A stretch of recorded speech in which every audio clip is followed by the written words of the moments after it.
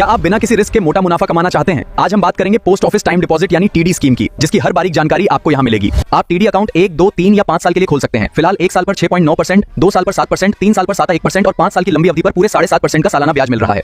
नियमों की बात करें तो खाता खुलने के शुरुआती 6 महीने तक आप 1 रुपया भी नहीं निकाल सकते। ये एक सख्त लॉक इन पीरियड है, इसलिए निवेश सोच समझ कर करें।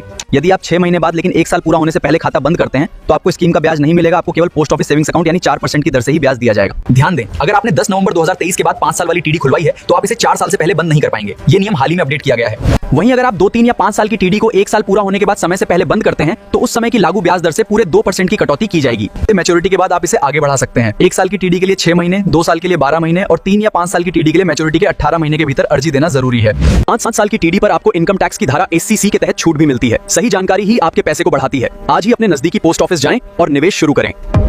ध्यान रहे, पोस्ट ऑफिस की सभी टीडी पर यह लाभ नहीं मिलता। टैक्स छूट पाने के लिए आपको कम से कम 5 साल की टाइम डिपॉजिट में निवेश करना होगा। 1, 2 या 3 साल की स्कीम इसमें शामिल नहीं है। छूट पाना बहुत आसान है। जब आप अपना इनकम टैक्स रिटर्न यानी ITR फाइल करते हैं तो आपको अपने 5 साल के टीडी निवेश के दस्तावेज दिखाने होते हैं। याद रखिए, ये फायदा सिर्फ पुरानी टैक्स व्यवस्था यानी ओल्ड टैक्स रेजिम में ही मिलता है। तो देर किस बात की, टैक्स बचाएं और अपना भविष्य सुरक्षित करें। आज ये इनकम टैक्स एक्ट का वो हिस्सा है जो आपको निवेश के बदले टैक्स में भारी छूट देता है। आज ही 5 साल की पोस्ट ऑफिस टीडी में निवेश करें। ऐसी ही और जानकारी के लिए हमें फॉलो करना न भूलें। याद रखें, ब्याज दरें और नियम समय समय पर बदलते रहते हैं। 100% सटीक और ताजा जानकारी के लिए हमेशा इंडिया पोस्ट की आधिकारिक वेबसाइट indiapost.gov.in पर जरूर जाएं या अपने